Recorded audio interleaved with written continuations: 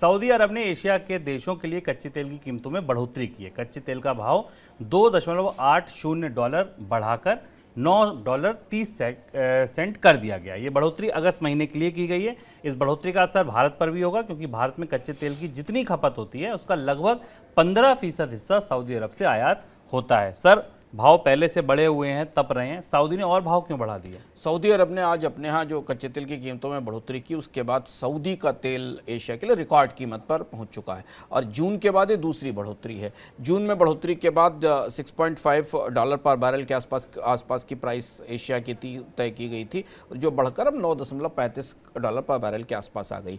और ये बता रहा है कि ओपेक देश आने वाली मंदी की संभावना को देखते हुए और मांग की संभावना में कमी को देखते हुए किस तरह से कीमतों को ऊंचा रखने के लिए तैयार हो रहे हैं, पहली चीज। दूसरी चीज ये कि जैसे कि चर्चा हमने से पहले भी इकोनॉमिकम में और अन्य चर्चाओं में की थी कि ओपेक के लिए या अरब के देशों के लिए यूरोप का नया तेल बाजार खुल रहा है, क्योंकि रूस के उत्पादन में कमी भी हो रही है और रूस के आयात पर पाबंदियां भी लगाई जानी है। उससे पहले जो अपॉर्चुनिटी है, जो अवसर बाजार में मिल रहा है, उसमें सऊदी अरब सबसे आगे और वो कीमतों में बढ़ोतरी कर रहा है।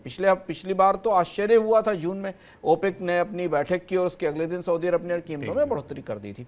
यह भी माना जा रहा है, आज बाजार में इस बात की भी चर्चा थी कि रशिया को करीब 82 मिलियन टन का एक तेल भंडार आर्कटिक में मिला है, जहां डिस्कवरी पूरी हो गई है और वो तेल भी बाजार में आने की संभावना है। उस मंदी की संभावना को या बाजार का सेंटीमेंट बदलने की संभावना है, उसको बाजार में आने में समय लगेगा। उसे देखते हुए भी सऊदी अरब ने अपने यहाँ कीमतों में बढ़ोतरी की और इसका असर हमें पूरे क्रूड बाजार पर और खासतौर से एशिया पर दिखाई देगा, क्योंकि कीमतों में बढ़ोतरी एशिया के लिए की गई। दो बड़ी अर्थव्यवस्थाएं इस बढ़ोतरी से सीधे प्रभावित होंगी, चीन और भारत।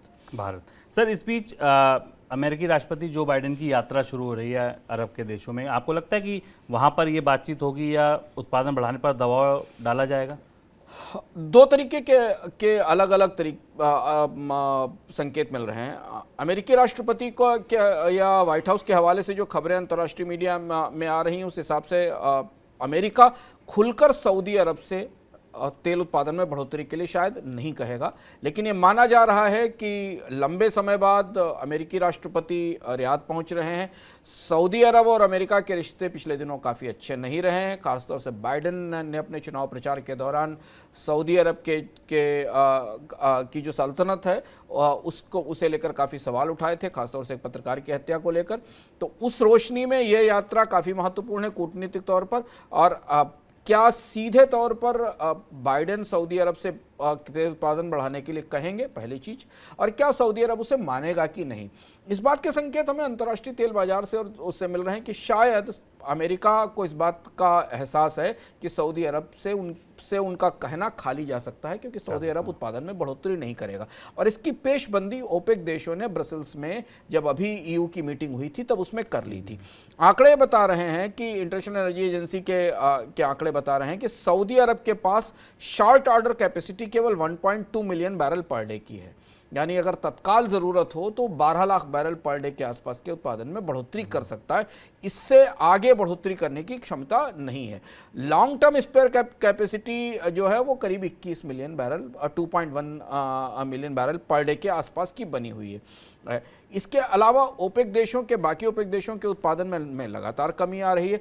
तो सऊदी अरब ने की तेल की कीमत में बढ़ोतरी इस दृष्टि से भी महत्वपूर्ण हो सकती है कि अगर उस पर दबाव बनाया जाए उत्पादन बढ़ाने के लिए, जो काफ़ी समय से जगह से आएगा, और सऊदी अरब को अगर अपना उत्पादन बढ़ाना पड़ा तो उससे पहले उसने अपने प्रोडक्ट की कीमत बढ़ा दी है।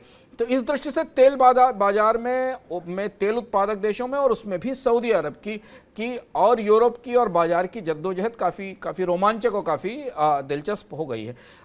ओपेक देशों ने अधिकांश ओपेक देशों में, बड़े देशों को छोड़कर अधिकांश छोटे ओपेक देशों ने पहले ही अपने आप उत्पादन को बढ़ाने में मुश्किल और असमर्थता जाहिर की है। तो तेल बाजार का परिदृश्य अभी भी मंदी की आशंका के बाद भी, जिस पर हमने भी चर्चा की है नुम्रा की रिपोर्ट, मंदी की आशंका के बाद भी तेल बाजार में कोई कमी है, गिरावट नहीं दिखाई दे रही है। बिल्कुल। तो सर, एक तरफ मंदी, एक तरफ दाम बढ़ाए गए, तीसरी तरफ उम्मीद है कि कोई उत्पादन नहीं बढ़ेगा और एक तरफ नई खोज मिल गई। इन सारी खबरों की रोशनी में अगर देखें तो कच्चे तेल को लेकर आने वाले दिनों में छोटी से मध्यम अवधि के लिए अनुमान क्या तैरते दिख रहे हैं? दो बिल्कुल अलग अनुमान है। अगर आप मंदी के नज़रिए से देखें तो आज एक खबर चमकी जब हम लोग इस बुलेटिन की तैयारी कर रहे थे कि सिटी रिसर्च ने, जो सिटी बैंक का रिसर्च विंग है, उसने ये आकलन पेश किया कि इस साल के अंत तक दुनिया में तेल की कीमत घटकर $65 पर बैरल पर जा सकती है। और ये आकलन पूरी तरह आने वाली मंदी पर आधारित था। अब आप